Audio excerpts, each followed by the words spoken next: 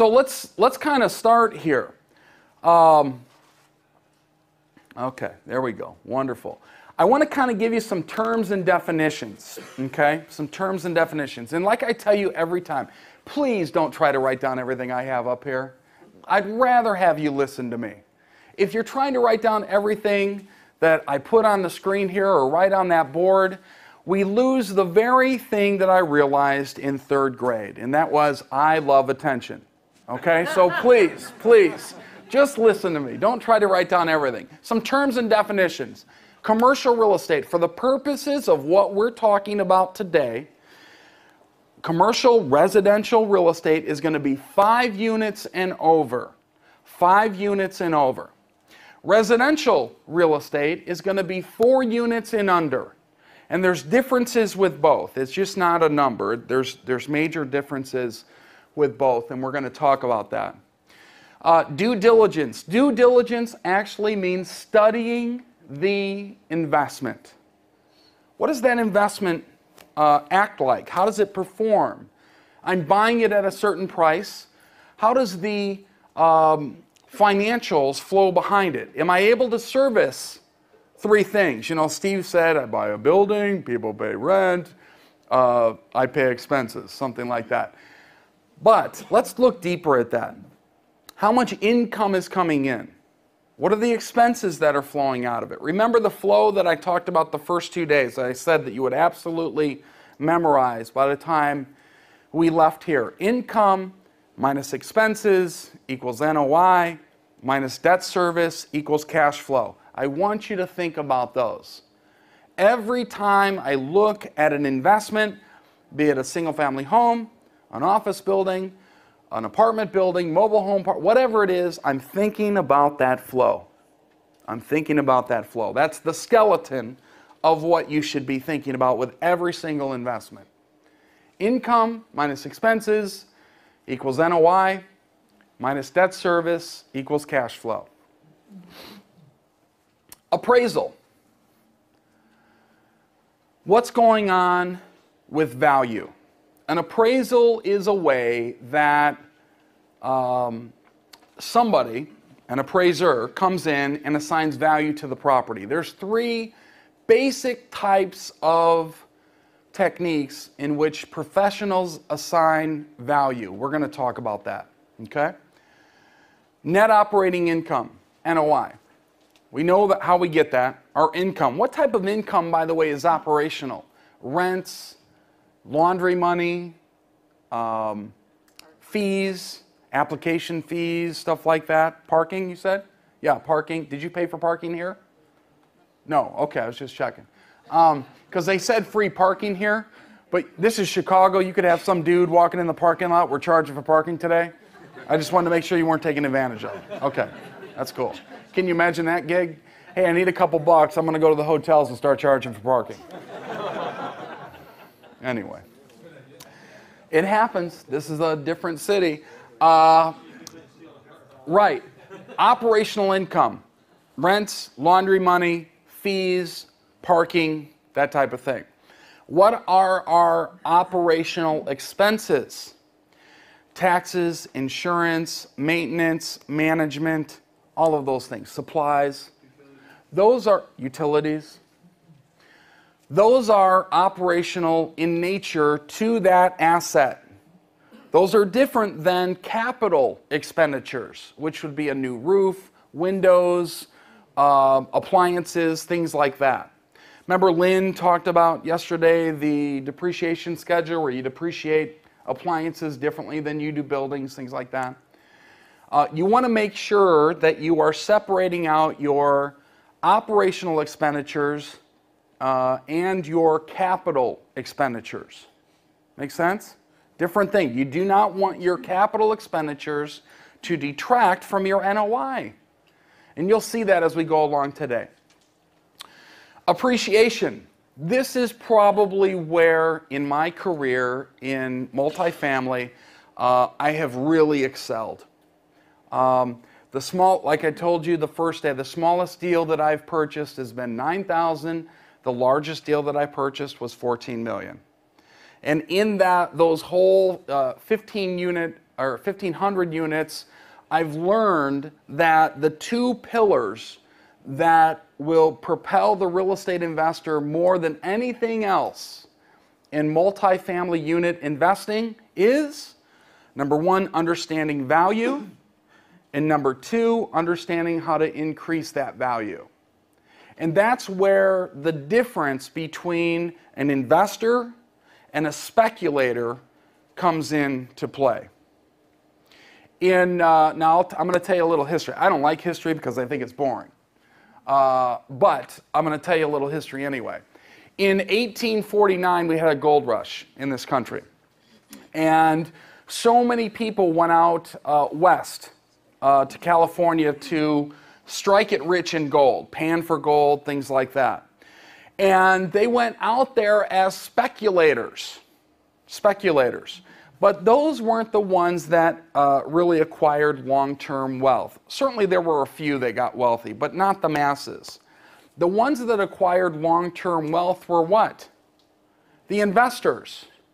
That's where like Levi Strauss became prevalent in a brand. That's where like Carnation instant milk became a brand. They created companies as investors, and they lasted for generations and generations. I want you to think about that right now with multifamily, because I truly believe that, you know, this is not a flash in the pan. This is a chronic issue in our country. And if you can jump on it now, learn the skill set, you're going to be much better off.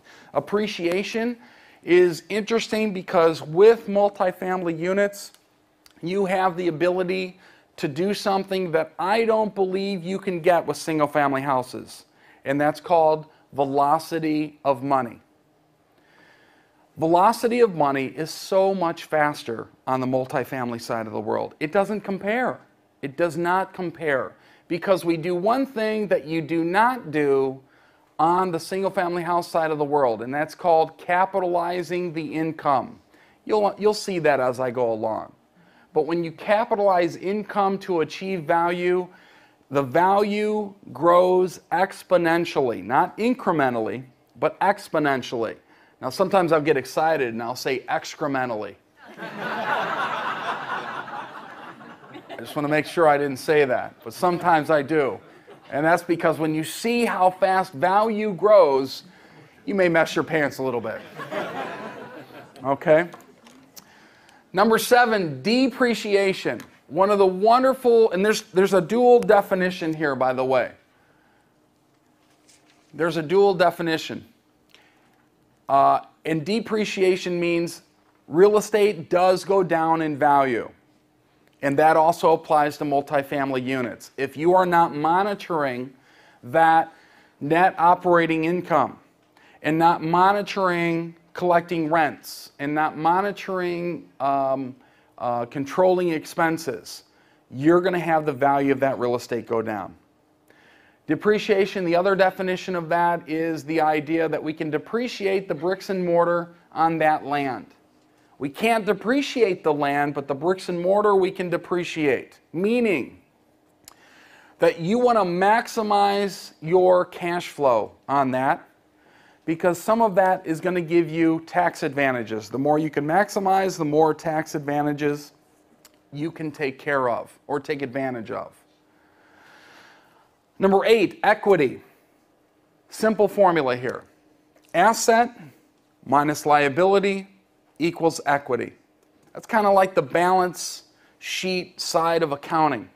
You want to be familiar with that. Just like you want to be familiar with the profit and loss side or the income statement side of accounting, the balance sheet side of accounting kind of tells you where you are with regard to things like net worth, the value of your real estate, and how much equity you have in it. That equation, asset minus liability equals equity. Your asset is what the apartment building is worth.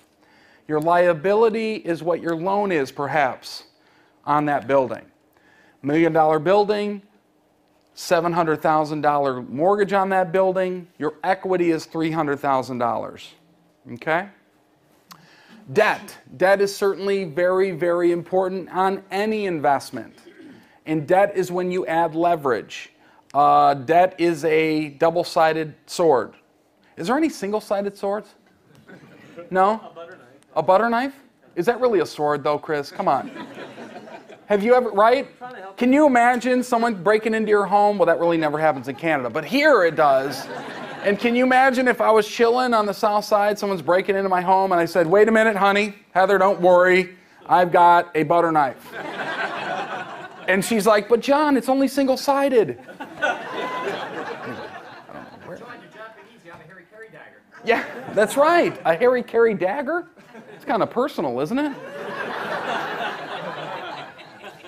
What am I doing? Gotta get back to the butter knife. Yeah. Debt, though. Debt. Let's get back to debt. Debt is something that you have to think about because on the commercial side of the world, debt is not structured and organized like it is on the residential side of the world. Not only do you have different components in getting the debt, but you have different components with respect to how that debt works. In other words, we have a lot of things like balloon payments. You might have your debt all of a sudden balloon in 3 years, 5 years, or 7 years, meaning you've either got to refinance it, sell it, do something to pay off that debt, or of course refinance it with the same lender. So you just got to think differently a little bit with that. Debt is very important. It's also important in another way. It's important in the way it actually exists, meaning most debt on commercial buildings has an adjustable component to it, meaning it's based on an index. It could either be based on the 10-year Treasury here in the States, it could be based on LIBOR, which is a rate that comes out of London, or it could be, I thought you were coming to tackle me because of the whole, it could be based on, you know, something else, the prime rate, something.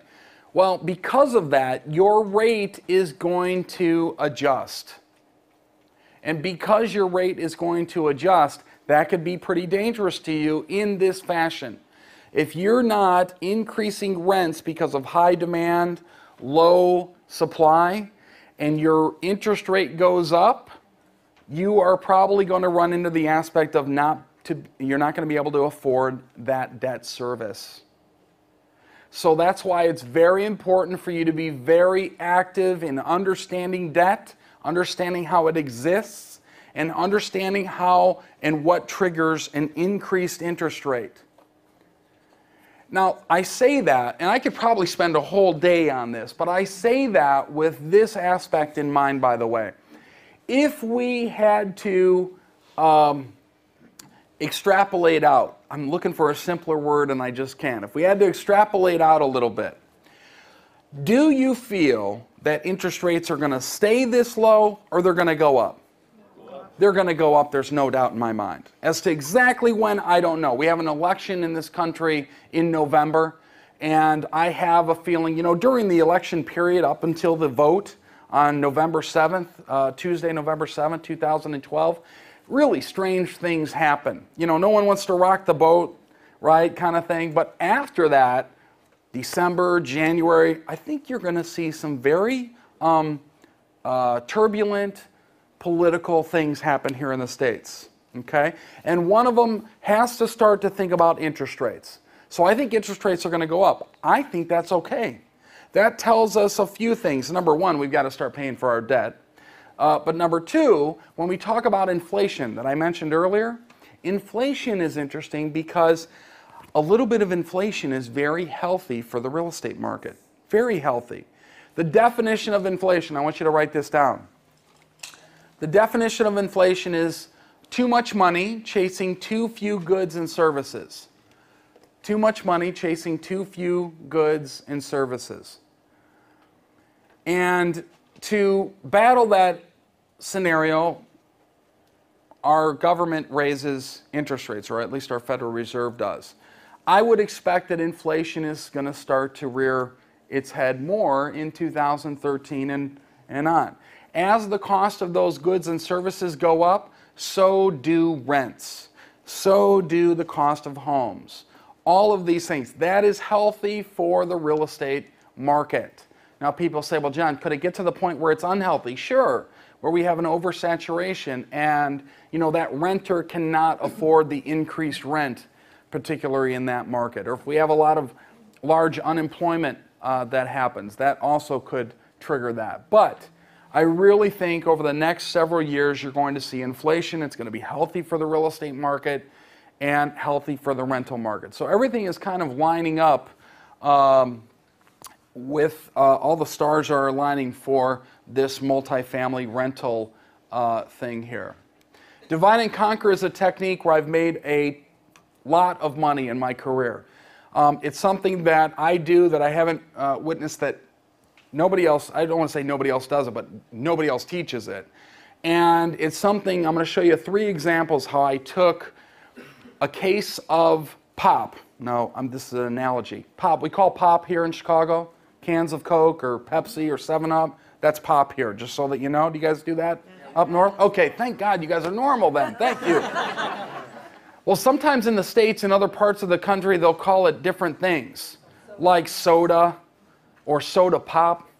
And I'm like, what are you, from the 60s or something? Or, what's going on here? But anyway, so I'll take a case of pop, and I'll buy a case of pop at the store for how much? $7, $8, right? And a can out of the machine here in the hotel is how much? How much? $2. Is it $2 here? Okay. How does somebody take a case for $7 or $8 and then sell a can for $2? Isn't that interesting? That's a business there. I'm going to show you how we do that very same thing with multifamily unit properties. It's not condo converting, it's not, zoning change, but it's something that's very unique. I'm going to show you that. That's called divide and conquer. An offer. Nothing happens without an offer in real estate with regard to purchasing property. You have to do that. Now there's some things you got to do before that. You've got to choose your market. How many people have not chosen a market yet? Show of hands. Some people are embarrassed to raise their hands. I understand that. If you have been in this program for 2 months and have not chosen a market, something's not right. You've got to choose a market, because then you can say, well, I'm going to get to that market and I'm going to meet guys like Mark. I'm going to sit down with people like Lynn, or I'm going to sit down with people like Beverly, or I'm going to sit down with John, and I'm going to go over the components of that market. Once you pick that market and you start to look at opportunities there, you've got to say, okay, of these opportunities, where's Danielle? We were talking yesterday. Danielle's got, let's say 10 properties that he's looking at. And he's going to go through the process of eliminating some of those 10. And once he eliminates, say, 7 of those, and he's got 3 left, of that 3, of those 3 that we have left, we're going to have to say, okay, how does it perform? What's our play on it? Because of that, we're going to put in an offer based on these terms and this price. Nothing happens if you don't get to this point. And when you get to this point, you got to make sure that you know your strategy, what you're trying to accomplish, and keep this in mind with offers. More times than not, terms are more important than price. And there's nothing more evident than that when you start to get on the commercial side of the world. Residentially, again, 4 units and under, we're limited. Specifically because of either the type of loan the buyer's going to get, or some other thing that is going to come into the play, the appraisal of that property. On the commercial side, you have much more flexibility. So I just want you to keep that in mind. The offer is very important. And then finally, negotiation. We're going to talk about that a little bit and kind of get an understanding of why that's important. My rule of negotiation is this. First and foremost, you have to recognize in real estate, when somebody's trying to sell a property, there's a problem to solve. There's a problem to solve. Steve was talking about that yesterday, I believe. You have to be a problem solver. So all I try to do when a property's for sale is say, okay, what's the problem here? What's going on here? If it's a bank REO, we know that. We know what the problem is if the bank is holding that property, that affects their lending ability, which affects their ability to make money.